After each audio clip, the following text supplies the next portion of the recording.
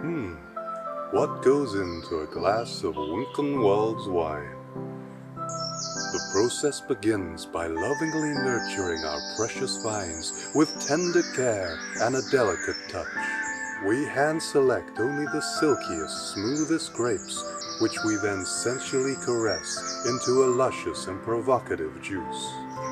We leave it to ferment suggestively until it's become a full-breasted wine that's both well endowed and fit as. Next, we add some succulent fish guts. Wait, what? What? You add some... Some succulent fish guts as a saucy final touch. What do you mean fish guts? Is that like a metaphor? The bladders of fish. We blend that up and add it to the wine. Hey, it's just grape juice, isn't it? Why are you getting fish involved? Well, it's like the old winemaker saying goes. You can't make wine without killing a few fish.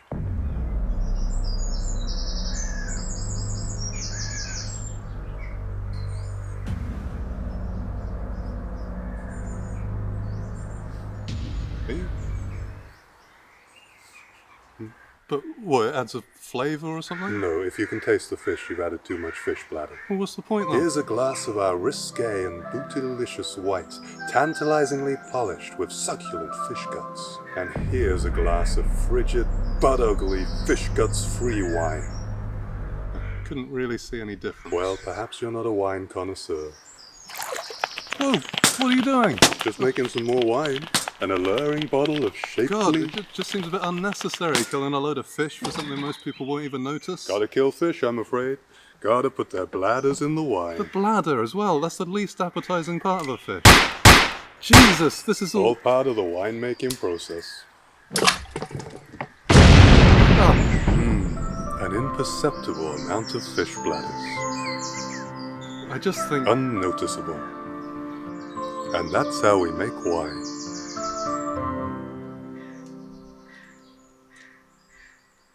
Well, thanks for showing me.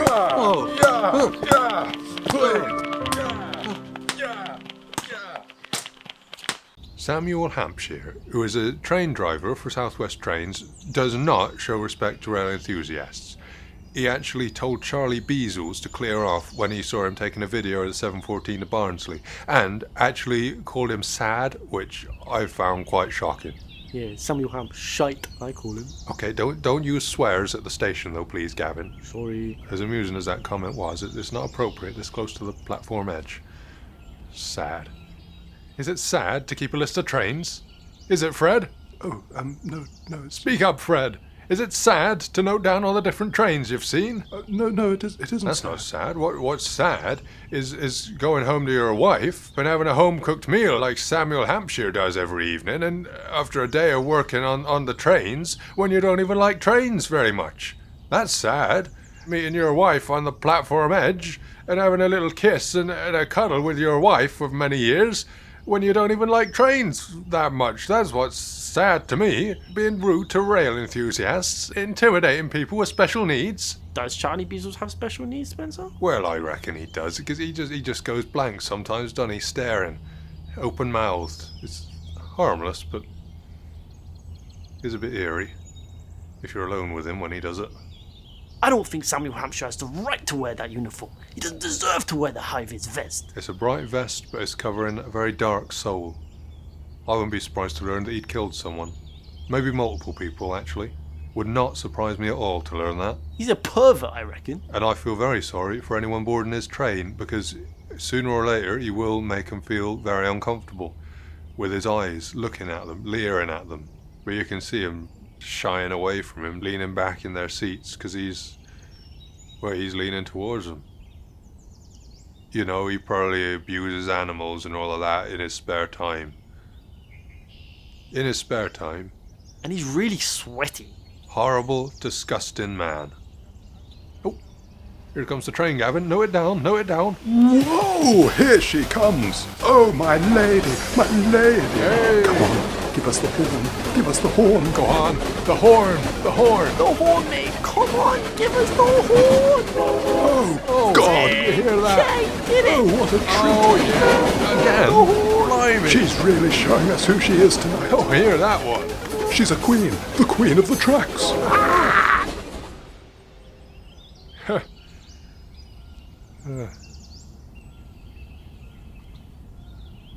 Did you see who was driving? Samuel Hampshire, yeah. Yeah, he's alright sometimes, isn't he? Nice bloke.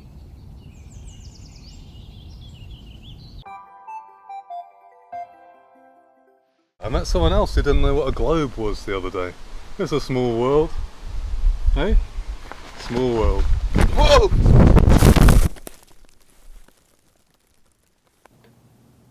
Me, Caroline, we had 12 magical years together, and I'll always be so grateful for that time with her. I'll still remember the evening we first met. I called her Sweet Caroline, sang her the song, and we had a laugh. I called her that for the rest of our time together. Sweet Caroline. The evening she passed away, we sang that song together. We laughed and we cried, and she sang the song as she slipped away. I want to sing that song today, one last time, for you, my sweet, sweet Caroline. Where it began, I can't begin to knowing, but then I know it's going strong. Was in the spring, then spring became the summer. Who'd have believed you'd come along? Hands, touching hands, reaching out, touching me, touching you, sweet Caroline. Ba-ba-do. Good times never seem so good. So good, so good, so good. Oh, feeling inclined Ba-ba-do. to believe they never would. Yeah, no, I love that song. It's a classic. It is a classic. That's good. It's really lifted the mood. There's a bit of an atmosphere in here before. It's getting a bit gloomy. So, no, it's cheered me up. That has cheered me up. Yeah, thanks for that. Alright. After the success of Netflix's Buddleia, in which Gwyneth Paltrow heals the rich and gullible using telekinesis and enchanted sex toys, it was suggested that other hippie-ish celebrities may also hold the key for achieving true inner peace. Chris Martin from Coldplay has developed his own therapeutic techniques and unique healing abilities. This week, Chris will be healing a man called Harry.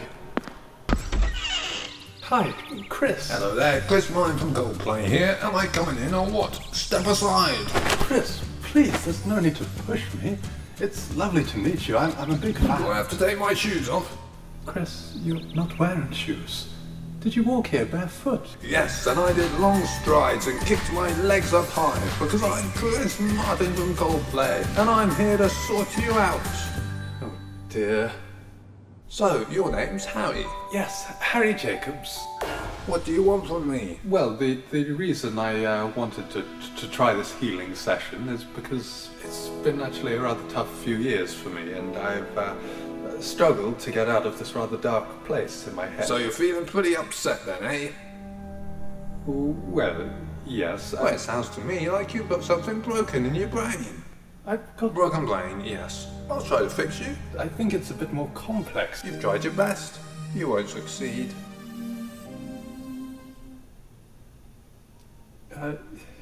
Is this supposed to be motivation? You've got what you want, but not what you need.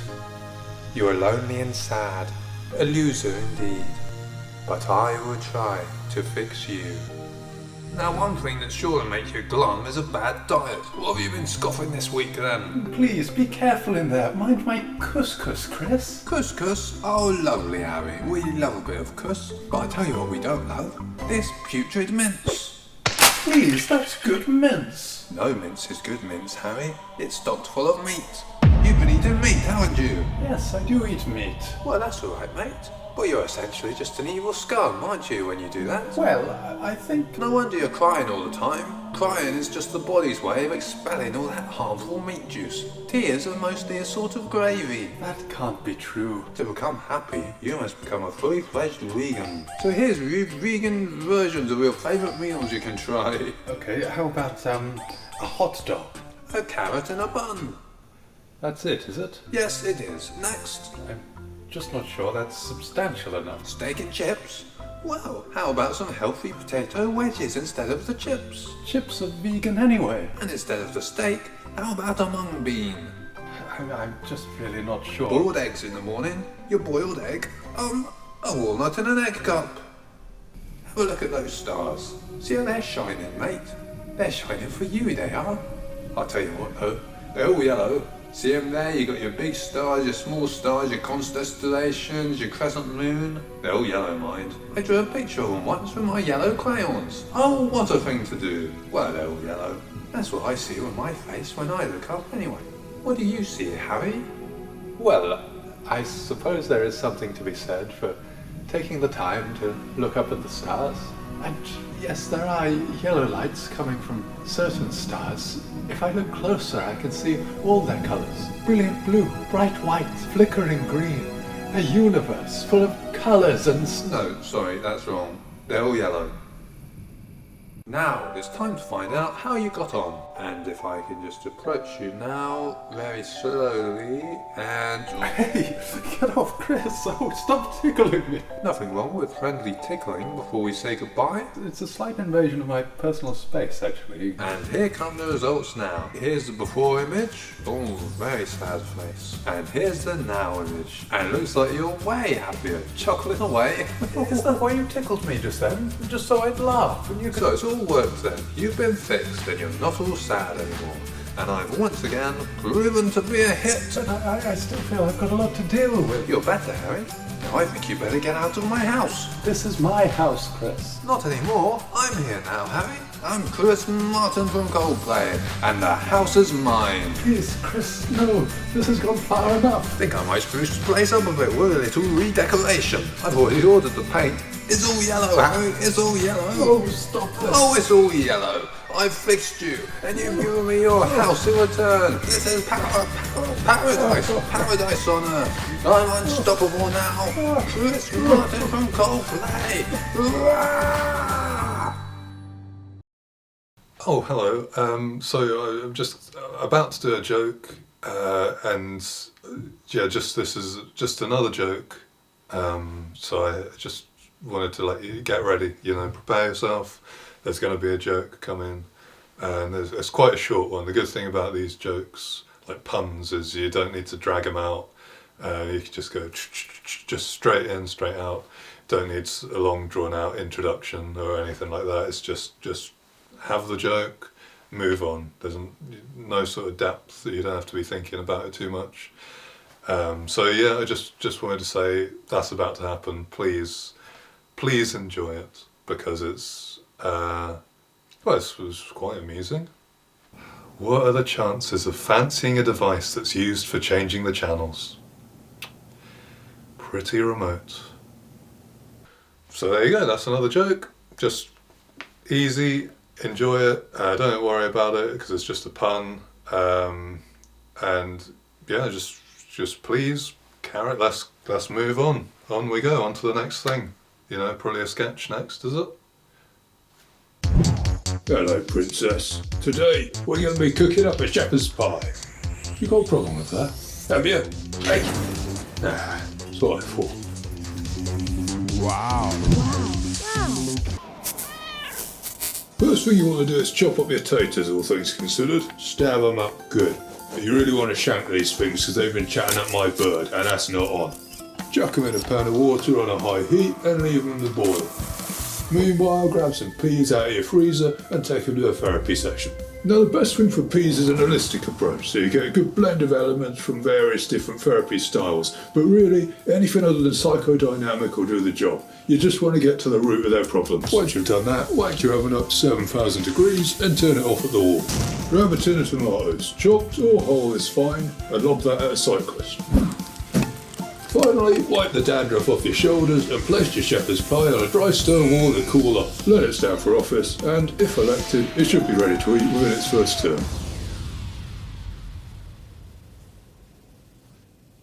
What the hell am I talking about? It's bonkers, isn't it? That doesn't sound like a normal recipe for a shepherd's pie. What am I saying?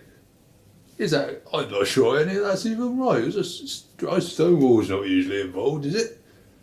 I think I've gone wrong here.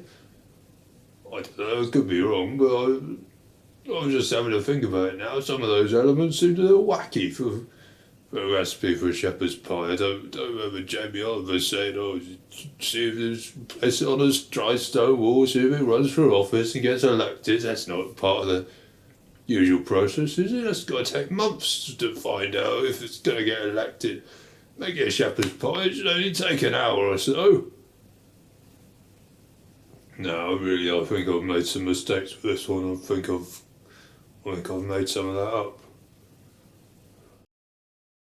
A carton of milk said to me, "What do you think's going to happen if you don't store me in the fridge, huh?" I said, "I do store you in the fridge, but go off, I guess." Go off, I guess. Are enough people familiar with that phrase for that to work? A lot of young people say it, so this will probably work well on TikTok. But of course, young people don't like milk. They prefer Prime Energy drink and kombucha, so I'll have alienated them with the satire. No one's going to enjoy this joke. Did you like it? Oh!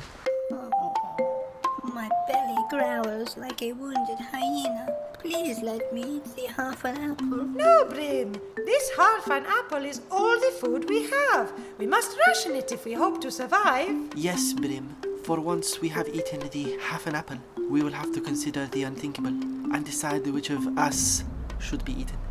Which of us? Yes, Brim. We must resort to cannibalism to give one of us the best chance of survival. But Handley, cannibalism is wrong. Is it? Yes.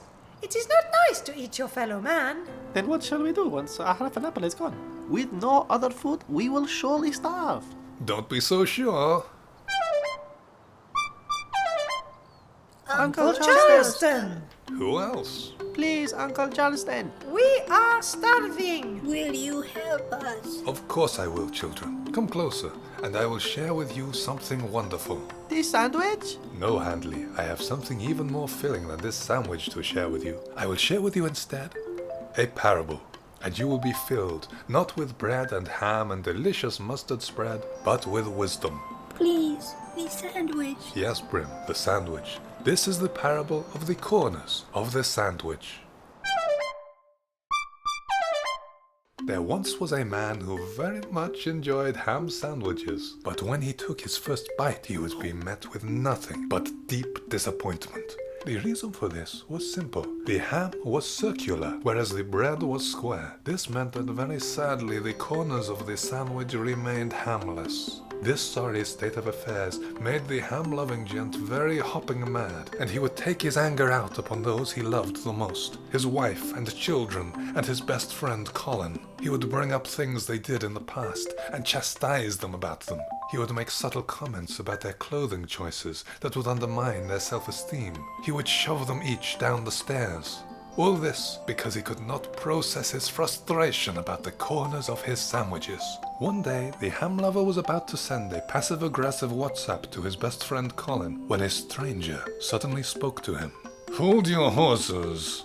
The man looked around and saw a figure beside the fridge. The glow from the fridge's internal light was so bright that the stranger's features were obscured. "I know that you have struggled with the disappointment of the corners of your sandwich lacking the ham you so crave." "Yes," said the man, "and this predicament is leading me down a dark path from which I see no escape." "Well, how about this? Take a knife and slice your circular ham into quarters, then rotate each quarter and place it in the corner of your bread." "Pah!" said the man. "Cutting and rotating ham will not solve my problems, stranger. You are a madman. A circle can never become a square." "Then perhaps you would like to try a taste of this sandwich and confirm your beliefs." The man saw no reason to trust this stranger, but still really did love ham sandwiches, so shrugged loudly and took a bite. And do you know what? Every corner of that sandwich was full to the brim with ham. The man began to weep and fell to his knees on the lino. "I am sorry I ever doubted you, whoever you may be. If you wish to know, you need only look up." And the man did look up, just as the stranger closed the fridge door. And do you know who it was? It was local councillor for Barnsley, Martin Selby, with butter on his thumb and white breadcrumbs on his sleeve. So remember the moral of the story, children. Vote for local councillor Martin Selby, the man who turned a circle into a square. Thank you for sharing the parable with us, Uncle Charleston. May we now share some of your sandwich? Oh, Handley, you have missed the point of the parable. Cretin. Sometimes you may feel that the food you have is inadequate, but if you slice and rotate the ham, you'll soon see that you had everything you needed for a perfect sandwich all along. Why not take another look at that half an apple of yours? Perhaps there is a way you could present it that may make it more filling. We could snap it in half? Then we would have 2 bits of an apple instead of just 1. Yes, Handley, I like the sound of that.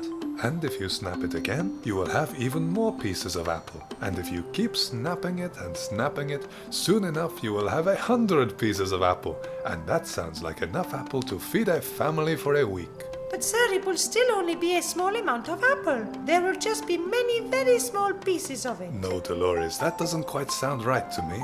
I am so hungry. Have a piece of apple then, Brim. That is sure to satisfy your hunger. You know what? That looks so delicious, I think I might join you. Very nice indeed.